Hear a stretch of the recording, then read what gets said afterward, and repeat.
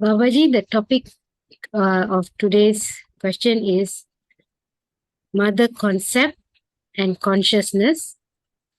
Okay. Babaji has said that real love should be from the depth of the heart, forgiving and unconditional like a mother's love. This is only possible when you can see yourself everywhere, all pervading in everything as everything. That is the real love. Otherwise, it is for the sake of lust and greed.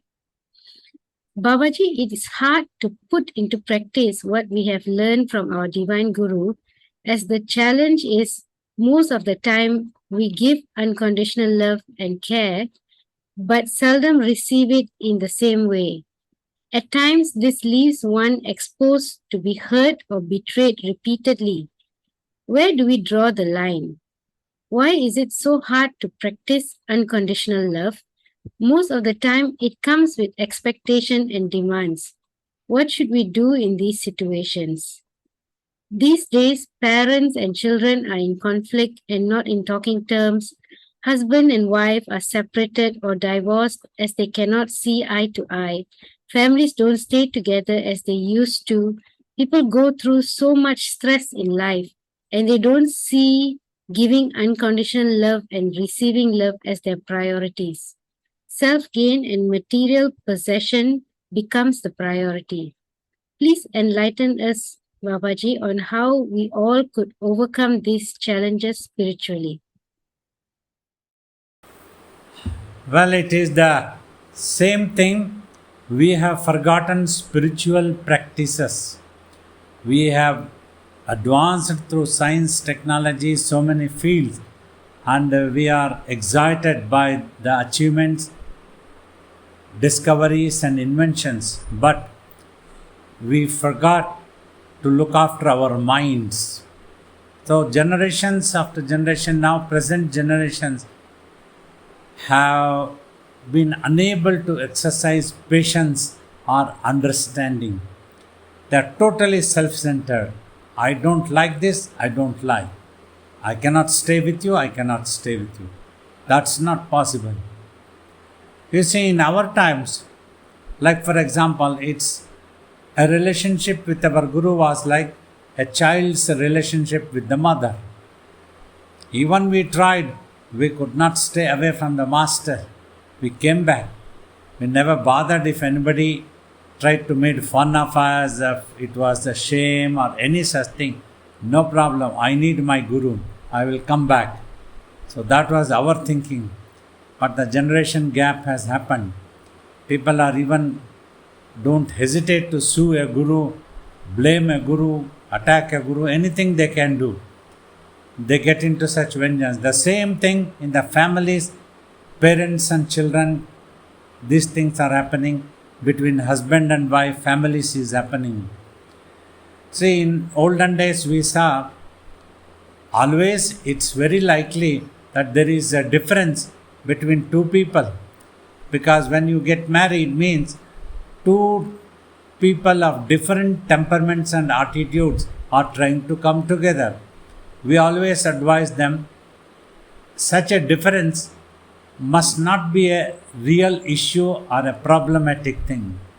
You can express your views, they can express their views, but respect each other, love each other. Finally, the relationship must go on. That is important. Like Swamiji jokingly used to tell, whole day you can quarrel, but before leaving, both of you greet each other Ram Ram, so that you can come and meet again tomorrow. So that used to be the attitude earlier days, but now no, we want separation, we just want to go away, we don't want to look into the face.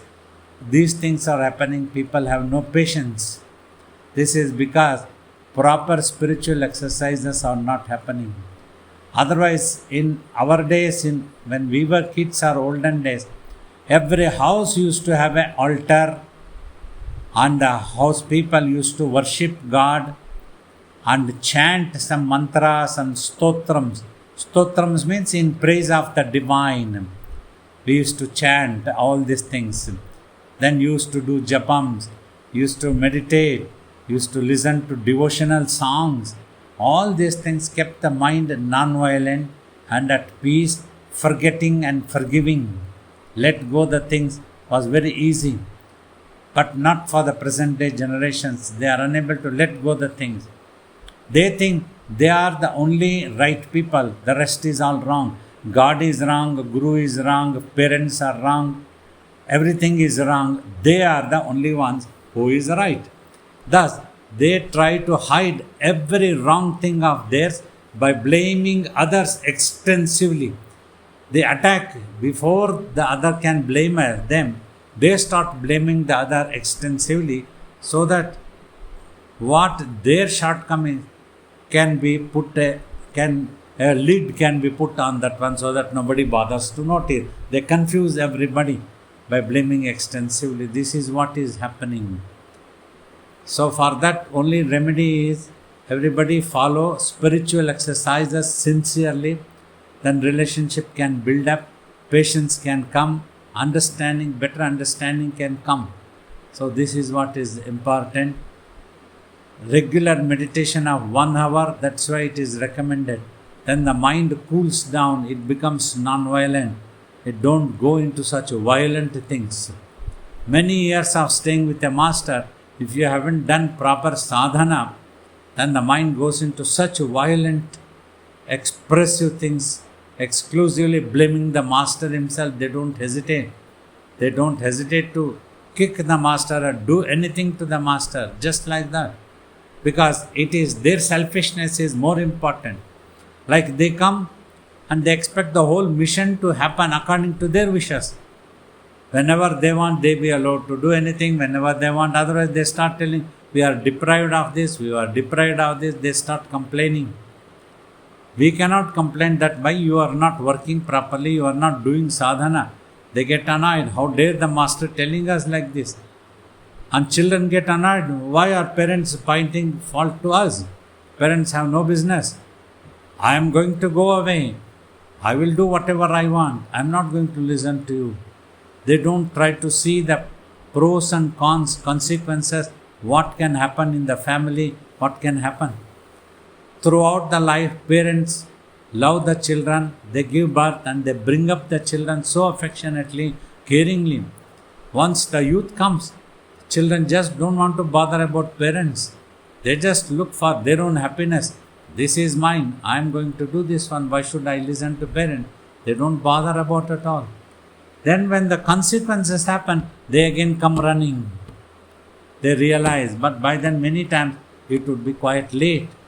So this is so important. The spiritual exercises only can change the mind. Simply by talking, giving lectures or teaching, nobody wants to listen. They listen 40 years, but again they go on doing the same thing. I have seen great people doing this type of mistakes during Swamiji's time. They remained so much attached, so much loving, they showed so much of devotion. They were ready to do, as if they were ready to do anything for them. But one day came, they were not ready to sacrifice their ego. They forgot the master. I have seen this. Means this is just for education, an example is being given, not necessarily be a master and disciples relation only. It can be parents and children relationship, husband and wife. Like this thing, many relationships in the world gets affected.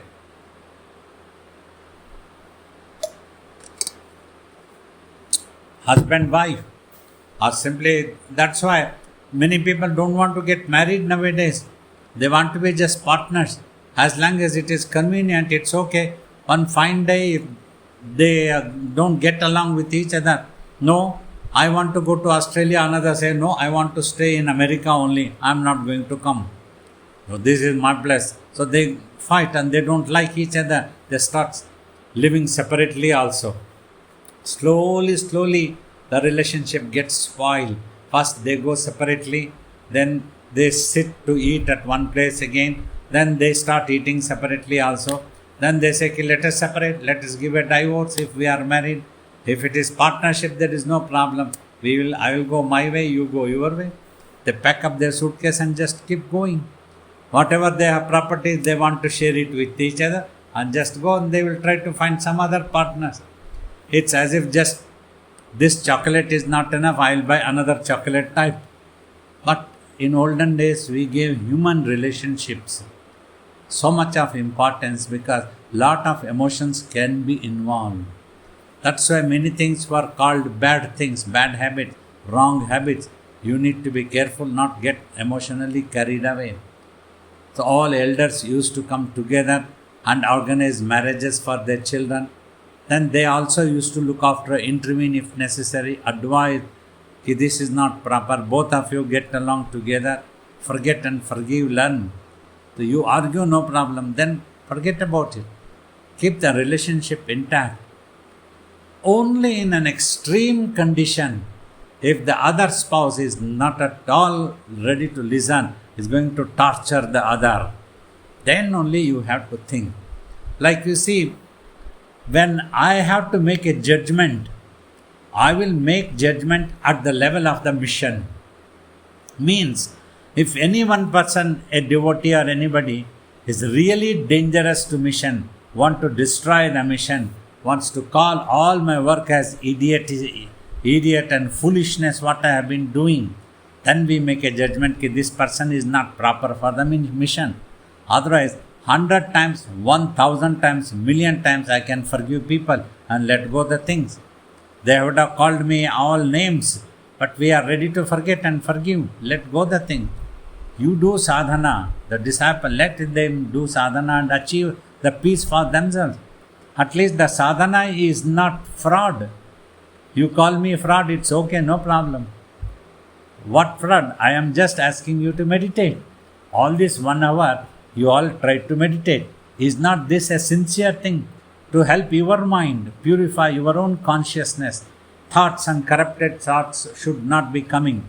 So that you just watch in between eyebrows. And I am not asking you any money. I am not asking you your property. I don't need that one. On their own, when people have donated, we have built ashram. And that ashram also, we run it for devotees' sake. We are happy if devotees come and they want to say, can you switch on the light? It's darkness. Sorry, I am instructing here, otherwise it doesn't occur to them.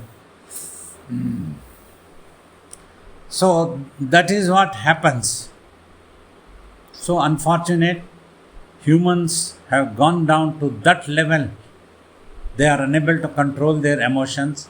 They are totally selfish, unable to control the anger, just want to give up. That's it. We don't want to look at the face of the master. We don't want to look at the face of parents at all. I don't want this husband. I don't want this wife. I will look for somebody else. These things were in very bad taste for the old cultured people. Today it may not be. People may not think. We don't like, we will go somewhere else. We will look for some other partner. But these things were looked as if was a very bad taste. We are human beings. We are not animals to do like that one. That used to be there. But today it has gone. We cannot blame any single person. I am just talking for educational purpose only. I don't direct against any person or group of people like that. But we have felt it bad. So for this, if the mind is pure consciousness, if the corruption of the mind has been overcome, then we will be able to think. Whatever we undertook, we wanted our parents' blessings.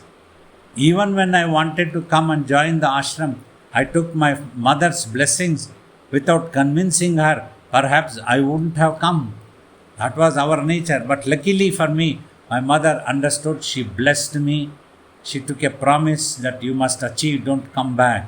All these things happened, supported me, and then I could come to ashram and we never looked back.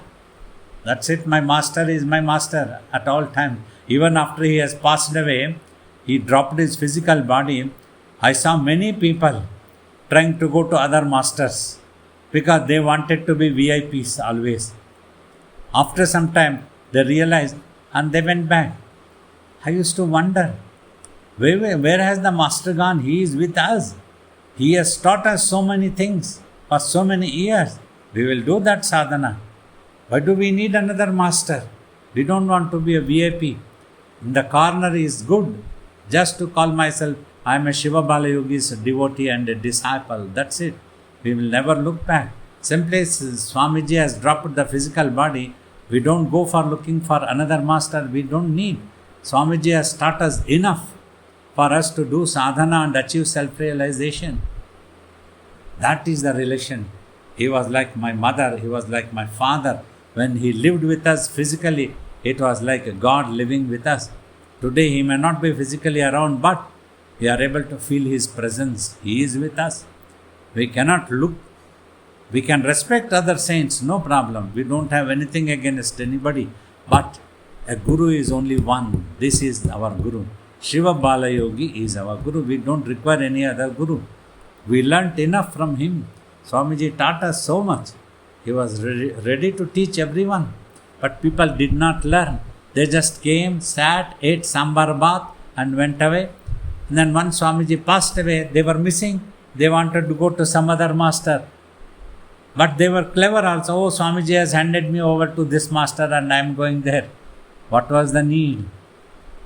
They were never understood Swamiji's teachings. That was why they wanted to be emotionally with somebody else. That was all. Swamiji taught them enough. Meditate, meditate, meditate. He always told. But people did not meditate. They were sitting and gossiping with him.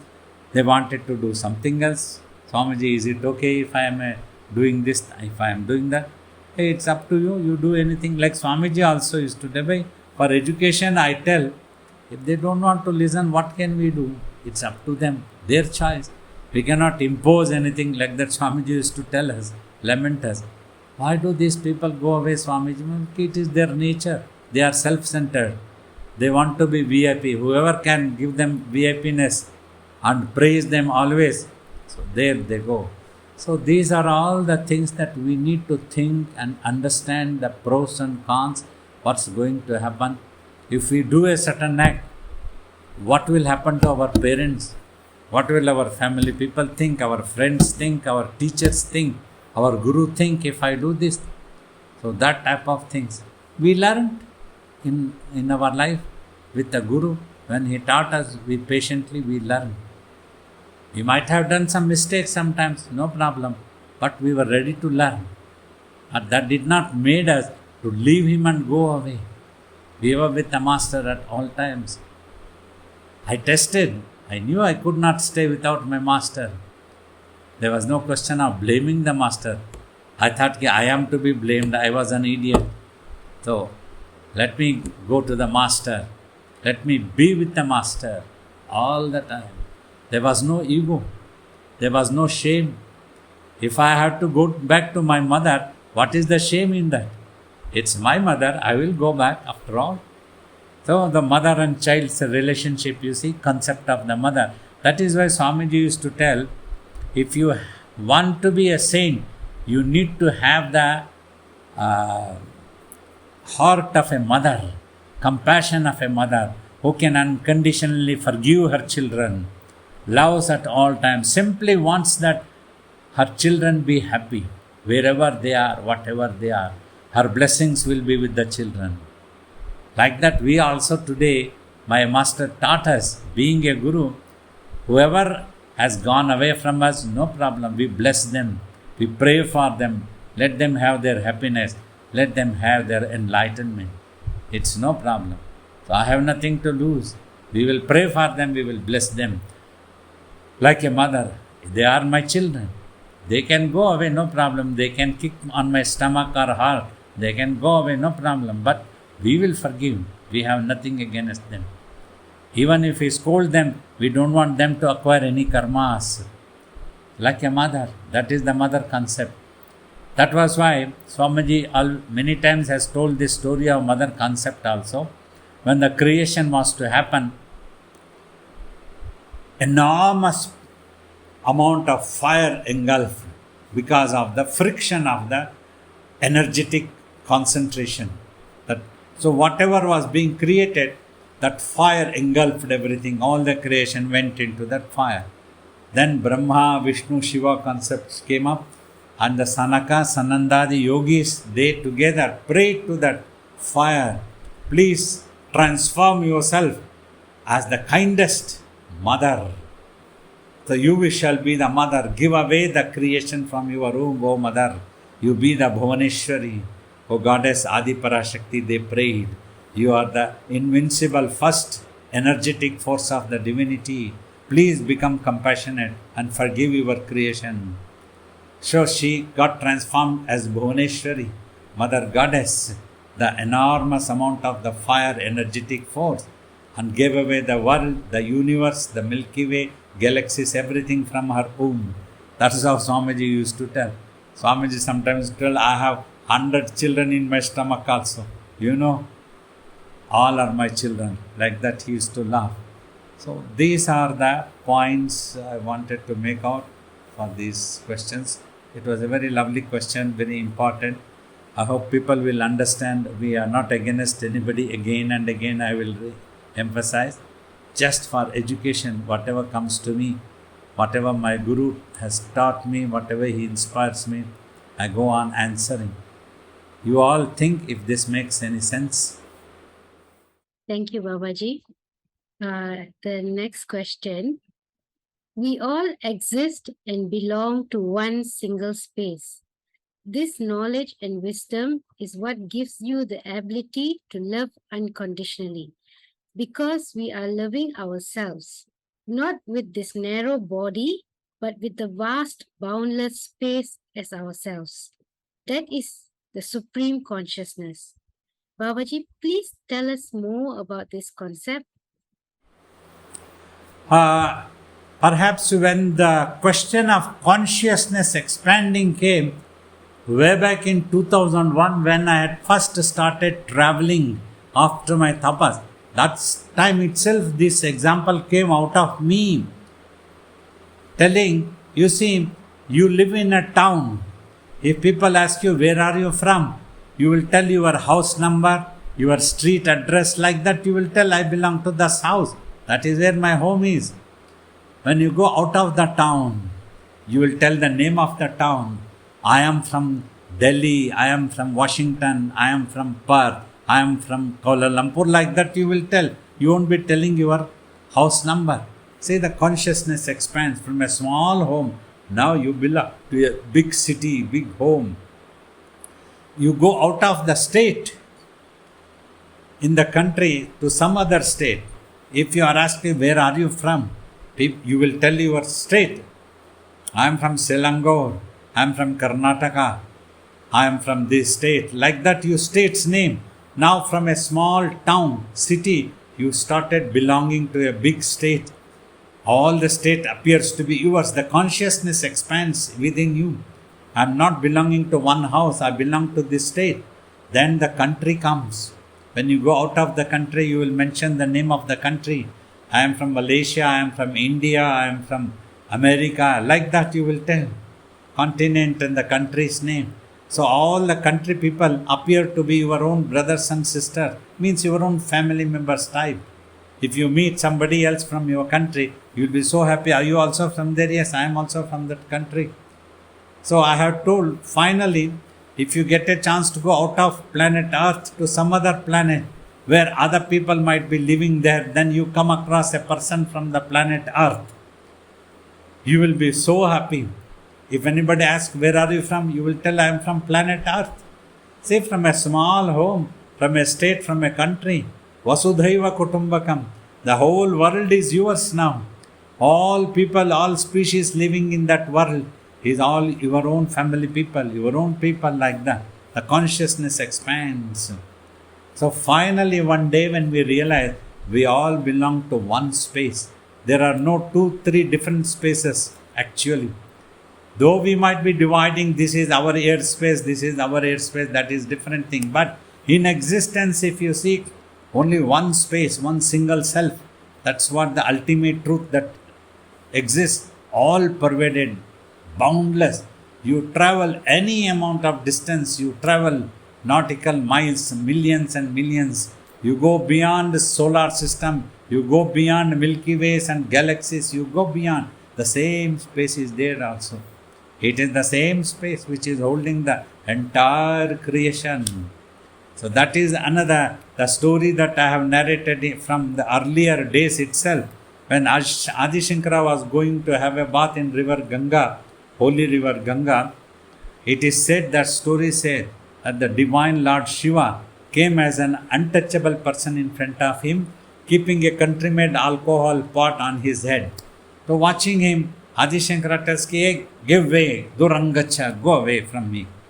Then that person tells, "It is the Brahmanda, same Brahmanda that in which you live, I also live.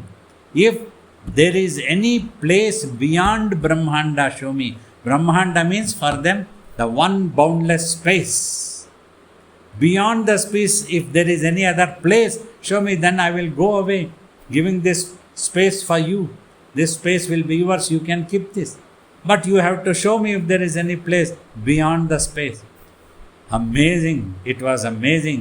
Adi Shankara immediately thought, "Oh my God, this is not an ordinary person. He has such a knowledge and wisdom in his consciousness. He is pure and he is equivalent to my Guru." So Adi Shankara prostrates. The story says that then the divine Vishwanatha, he disappeared like that one. Then Adi Shankara understood this was none other than Lord Shiva who came to test me and teach me all these things. So that was the thing. Brahmanda means one Brahmanda, one single space.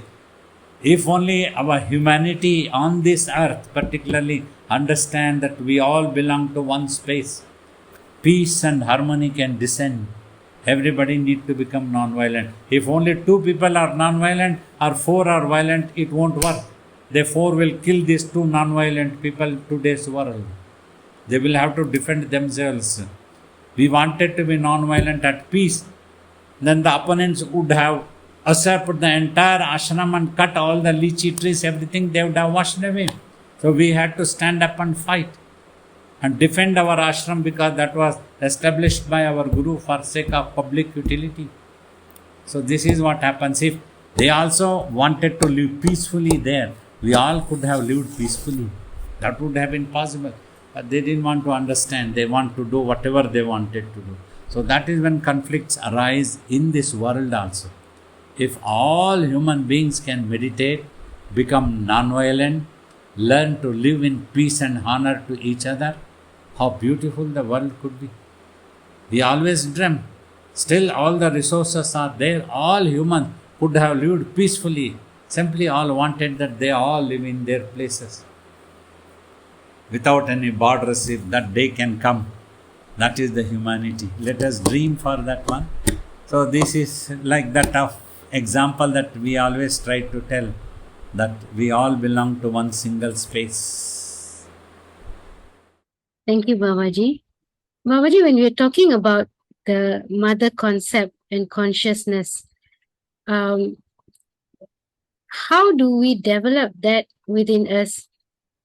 Is that through meditation, this mother concept feeling will come to all of us? Or what other ways we can do to practice this? You see, it is a very sensitive thing. People need to understand. So we become a mother concept does not mean that anybody can kick in our stomach. We will not allow that one.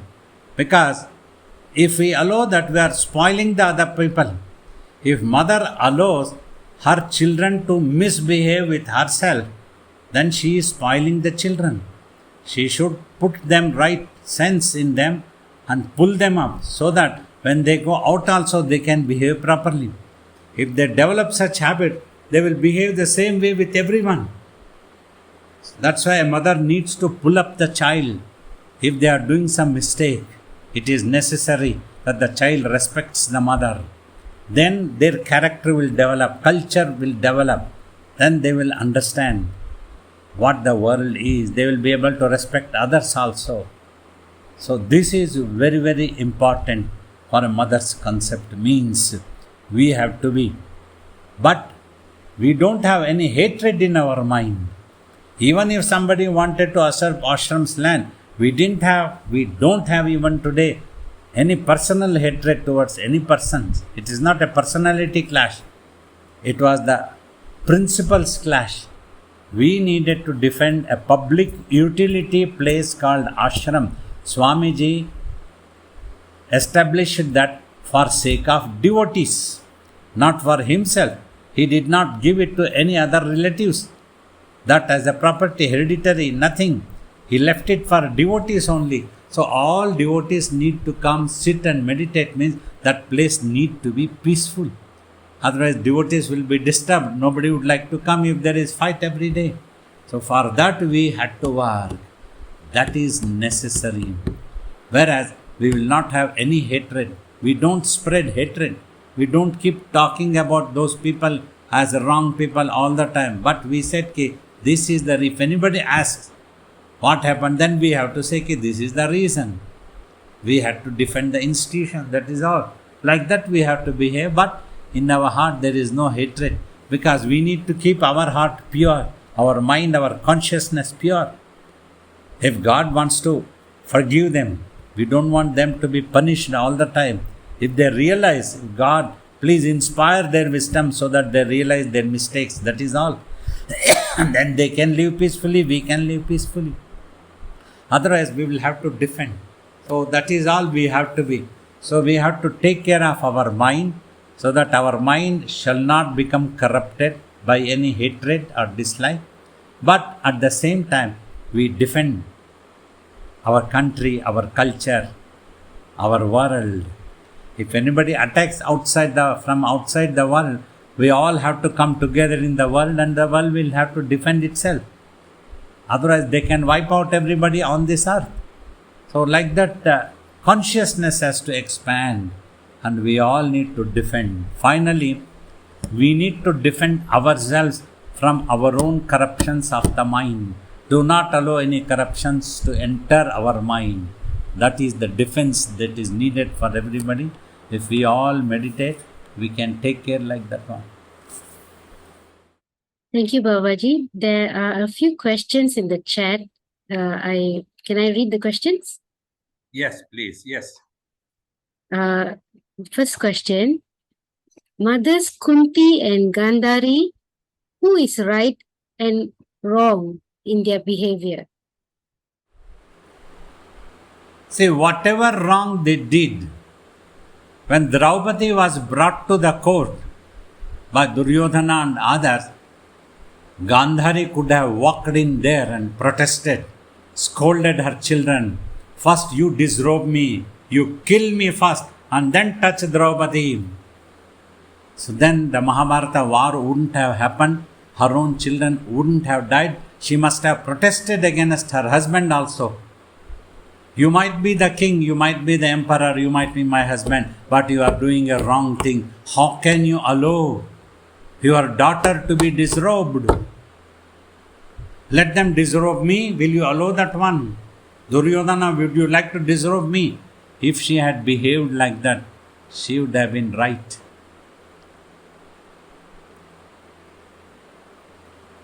Thank you, Babaji. Kunti should have pulled up Yudhishthira and all the Pandavas. What were you doing? Why didn't you defend that lady called Draupadi? You gave up your right against her by playing dice game. That is a different thing. But you did a wrong thing when you were watching, when a lady was about to be disrobed. If they had tried to disrobe me, would you have allowed me? Kunti should have asked. Somewhere, something, both were wrong. They did a small wrong and a big war happened. We get to see this Mahabharata story very often. Somewhere we all do some mistake and wars happen. People start fighting.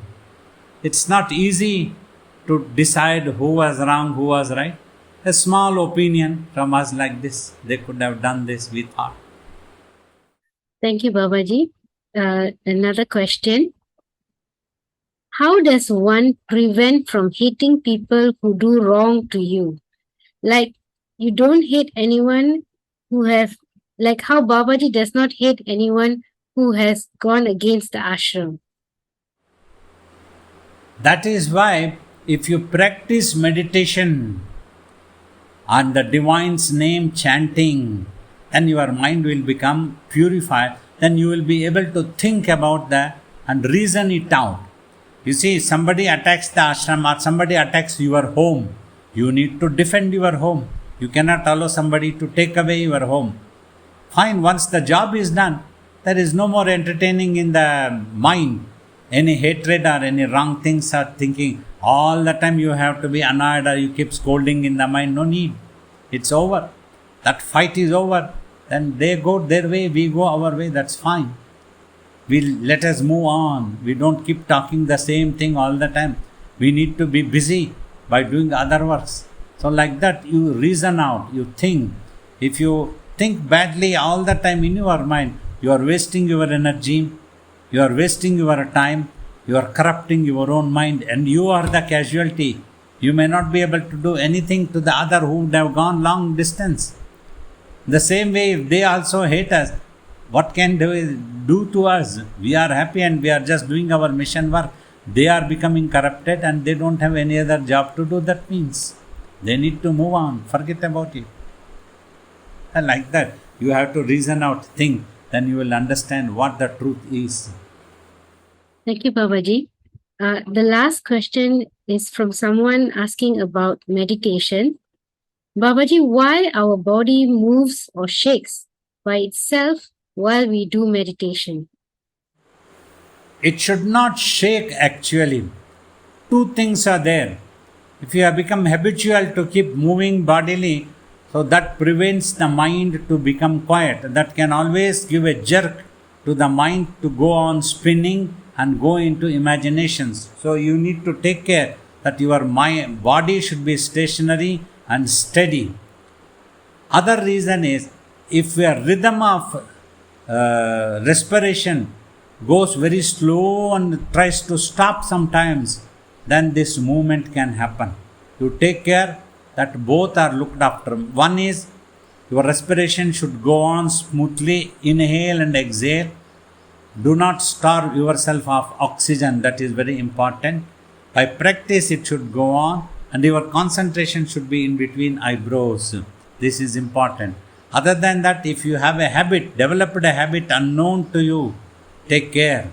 Because these habits is what makes a person go into a wrong or a right path. This needs to be rectified.